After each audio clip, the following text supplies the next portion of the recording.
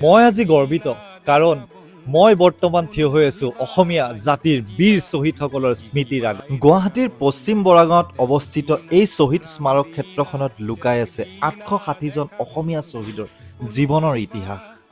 67 metre উচ্চতাৰে 117 বিঘা মাটিত 178 কোটি টকা ব্যয় সাপেক্ষে নিৰ্মিত হোৱা এই স্মাৰক অসমৰ ইতিহাস আৰু আত্মসন্মান আৰু পৰিচয়ৰ প্ৰতীক, য'ত আছে হল অফ ফেম, ইতিহাস প্ৰদৰ্শিত ডকুমেণ্ট আৰু ফটো গেলাৰী।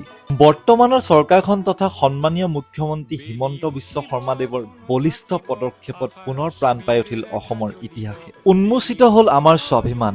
আচলতে 1979 চনৰ পৰা 1985 চনলৈকে অসমে দেখা পাইছিল এক বৃহৎ অসম আন্দোলন, যি আছিল অবৈধ বিদেশীৰ বিৰুদ্ধে, নিজৰ মাটিৰ অধিকাৰ আৰু জাতিৰ অস্তিত্ব ৰক্ষাৰ বাবে। এয়া কেৱল স্মাৰকেই নহয়, এয়া অসমীয়াৰ গৌৰৱৰ প্ৰতীক।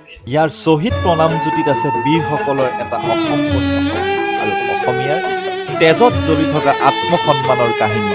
এই ত্যাগ, যান্ত্ৰণা আৰু আত্মবলিদানক জনাওঁ বিনম্ৰ শ্ৰদ্ধাঞ্জলি।